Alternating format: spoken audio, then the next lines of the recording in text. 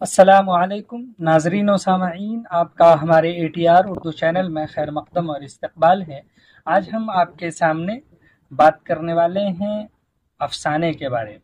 افسانے کے فن پر بات کریں گے، اس کی روایت کو بتائیں گے، اور یہ بہت مختصر میں بتانے والے ہیں، یعنی ایک اجمالی جائزہ ہے۔ یہاں پر آپ سمجھ سکتے ہیں افسانے کو۔ تو دیکھیے، دنیا کی ہر شے کی طرح ادب بھی حالات اور زمانے کے تقاضوں کے ساتھ بدلتا رہتا ہے۔ زمانے کی کروٹوں کے ساتھ فکشن نے بھی کئی روپ بدلے۔ داستان، اس کے بعد ناول، اور ناول کے بعد افسانہ۔ یہ فکشن کے سفر کے 3 پڑاؤ ہیں: داستان، ناول اور افسانہ۔ ان تینوں میں ایک خصوصیت مشترک ہے، اور وہ ہے قصہ۔ قصے کی پیشکش کا انداز ایسا ہونا چاہیے کہ قاری کی توجہ اس پر جمی رہے۔ یہاں پر بتایا کہ تینوں میں کیا چیز ہوتی ہے اور کیا خصوصیت مشترک ہے، کہا کہ قصہ۔ اور اب بتایا کہ قصے کی پیشکش کا انداز کیسا ہونا چاہیے، بس ایسا کہ قاری کی توجہ اس پر جمی رہے، جو پڑھنے والا ہے اس کا دھیان اس کی طرف بالکل جم جائے، وہاں سے ہٹے نہیں، وہ ہلے نہیں، اور ہر لمحہ وہ یہ جاننے کے لیے بیتاب رہے کہ آگے کیا ہونے والا ہے۔ اگر یہ تجسس کی کیفیت ہے تو اس کا مطلب ہے کہ وہ قصہ بہترین ہے۔ داستان کو قصے میں قصہ جوڑ کر طول دیا جاتا تھا، کیونکہ یہی زمانے کا تقاضا تھا۔ عقل کو دنگ کر دینے والے واقعات سامعین یا قاری کو اپنی گرفت میں لیے رہتے تھے۔ پھر ایسا زمانہ آیا جب طویل اور حیران کن واقعات کو تیاگ کر حقیقی زندگی کی مرقع کشی فکشن نگار کا مدعا ٹھہرا۔ اس طرح ناول کا جنم ہوا۔ ناول کا کینوس بہت وسیع ہوتا ہے۔ ناول کا کینوس کیا ہوتا ہے؟ کشادہ ہوتا ہے، تھوڑا بڑا ہوتا ہے۔ تخلیق کار اور قاری دونوں سے اس کے مطالبے سخت ہیں۔ کس کے؟ ناول کے مطالبے سخت ہیں۔ لہذا فکشن کے کئی ایسے روپ کی تلاش ہوئی جس کے لکھنے اور پڑھنے میں تم کو جگر کاوی کرنی پڑے۔ اس تلاش کے نتیجے میں مختصر افسانہ وجود میں آیا۔ کیونکہ افسانہ مختصر ہوتا ہے، اس لیے اس میں پوری زندگی کو پیش کرنے کی گنجائش نہیں ہوتی۔ اس میں صرف زندگی کے کسی ایک رخ یا کردار کے کسی ایک پہلو سے سروکار رہتا ہے۔ کس میں؟ افسانے میں۔ اب اگر بات کریں افسانے کے اجزائے ترکیبی کے، تو تھوڑا سا اس کے بارے میں بھی آپ یہاں پر سمجھ لیجئے۔ اجزائے ترکیبی، تو اجزائے ترکیبی تو افسانے کے بھی وہی ہیں جو ناول کے ہوتے ہیں، مگر افسانے کا پیمانہ چھوٹا ہوتا ہے، وہ تھوڑا سا ناول کے مقابلے میں چھوٹا ہوتا ہے۔ جیسے کہ ہم نے کہا کہ پوری زندگی کا احاطہ ناول میں کیا جاتا ہے، جبکہ کسی پارٹ کا، کسی حصے کا ہی ذکر افسانے میں کیا جاتا ہے، تو پیمانہ اپنے آپ اس کا چھوٹا ہو گیا۔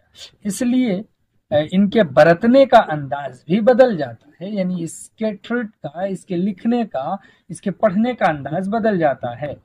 ان اجزائے ترکیبی کا ذکر کرنے سے پہلے یہ بتانا ضروری ہے کہ اس معاملے میں اہل نظر کی رائیں بدلتی رہی ہیں۔ کس کے بارے میں؟ اجزائے ترکیبی کے بارے میں۔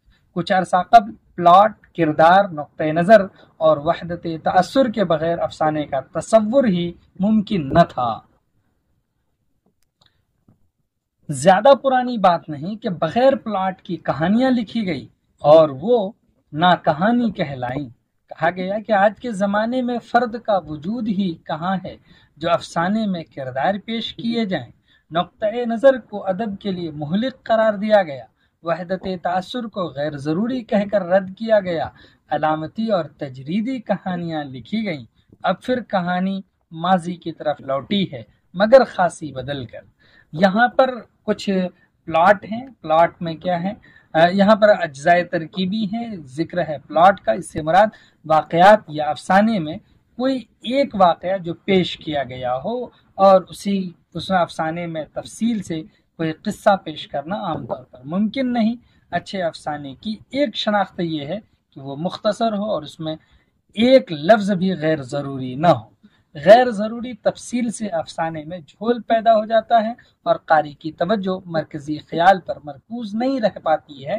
تو کل ملا کر کے بات بتایا کہ واقعات یا افسانے میں کوئی واقعہ پیش کیا گیا ہو وہی ہے پلاٹ۔ کردار افسانے کے لیے بھی اسی طرح ضروری ہے جس طرح ناول کے لیے، لیکن افسانے کا پیمانہ مختصر ہونے کے سبب افسانہ نگار کی دشواریاں زیادہ بڑھ جاتی ہیں۔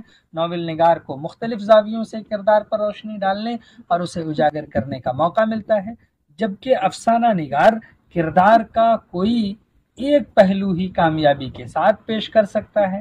کامیاب افسانہ نگار کو بڑی محنت کر کے ہر کردار کو اس طرح تراشنا پڑتا ہے کہ وہ قاری کے سامنے دل میں گھر کر سکے۔ ناول میں کردار کا ارتقاء آسانی سے دکھایا جا سکتا ہے، جبکہ افسانے میں اس کی گنجائش کم ہوتی ہے۔ اس پر عبور حاصل کرنے کے لیے بڑی مہارت درکار ہے۔ پریم چند کے افسانے زیور کا ڈبہ، نمک کا داروغہ، منٹو کا نیا قانون اور بابو گوپی ناتھ اس کی اچھی مثالیں ہیں۔ بعض نئے افسانہ نگار کردار نگاری کو اہمیت نہیں دیتے۔ ان کا کہنا ہے کہ آج ایسا انسان کہاں ہے جو ہیرو کی جگہ لے سکے۔ غلام عباس کی کہانی آنندی میں کوئی ہیرو یا مرکزی کردار نہیں ہے۔ افسانے میں انسان کے علاوہ چرند پرند کو بھی کرداروں کے طور پر پیش کیا گیا ہے۔ نقطۂ نظر سے کسی انسان کو مفر نہیں، خاص طور پر مصنف کو، کیونکہ وہ زیادہ حساس اور باشعور ہوتا ہے۔ یہ الگ بات ہے کہ وہ ایک بات کھل کر کچھ نہ کہے بلکہ اپنی تخلیق کو اس طرح پیش کرے کہ فنکار کے دل کی بات آپ قاری کے دل میں آ جائے۔ اس طرح سے بہت سارے افسانے لکھے گئے ہیں۔ اسی طرح سے ماحول اور فضا کی مختصر افسانے میں بہت اہمیت ہے۔ فضا آفرینی کامیاب افسانہ نگاری کے لیے بہت ضروری ہے، اس سے کہانی کی تاثیر میں اضافہ ہوتا ہے۔ کرشن چندر نے اس تکنیک سے اپنے افسانوں میں بہت کام لیا ہے۔ فضا آفرینی سے یہ مراد ہے کہ افسانہ نگار ماحول کی ایسی تصویر کھینچے کہ قاری کے دل پر وہ کیفیت طاری ہو جائے جو وہ پیدا کرنا چاہتا ہے۔ افسانے کا موضوع غریبی ہے تو غربت اور غریبوں کے رہن سہن کی ایسی تصویر کشی کی جائے کہ قاری کو متوجہ کر سکے۔ اسلوب یعنی اسٹائل، اسلوب افسانے کا ایک ایسا حصہ ہے جس سے اسے الگ نہیں کیا جا سکتا۔ مختصر افسانے نے فن غزل کے فن سے بہت ملتا جلتا ہے، یعنی افسانے کا جو فن ہے وہی غزل کا فن ہے اور اس سے ملتا جلتا ہے۔ بے مصرف ایک لفظ بھی یہاں گنجائش نہیں، یہ کفایت لفظی کا فن ہے، یعنی کم سے کم لفظوں میں زیادہ سے زیادہ بات کہنے کا ہنر۔ کیا لکھنا چاہیے سے زیادہ افسانہ نگار کے لیے یہ ضروری ہے کیا نہیں لکھنا چاہیے، اس بات کو سمجھنا نہایت ضروری ہے۔ غرض کے افسانے کا اسلوب موضوع کے مطابق ہونا چاہیے۔ کہا جاتا ہے کہ افسانے کی زبان کو وہ سادہ رواں ہونا چاہیے، مگر سادگی کے ساتھ لکشمی بھی ضروری ہے۔ لیکن بعض افسانہ نگار ایسی زبان لکھتے ہیں کہ قارئین یا سامعین ایک ایک فقرے سے لطف اندوز ہوتے ہیں۔ اسی طرح سے آغاز و اختتام بھی اس کا اہم حصہ ہے۔ آغاز و اختتام پر بھی افسانے کی کامیابی یا ناکامیابی کا دار و مدار ہے۔ افسانے کا آغاز اس طرح ہونا چاہیے کہ قاری فوراً اس طرف متوجہ ہو جائے۔ اب یہ افسانہ نگار کا ہنر ہے کہ وہ اس توجہ کو افسانے سے ہٹنے نہ دے، ہر لمحہ تجسس باقی رہے کہ اب کیا ہونے والا ہے، اور اب کہانی ختم ہو تو اس طرح کہ پڑھنے کے بعد مدتوں اس کی گرفت سے نکل نہ سکے۔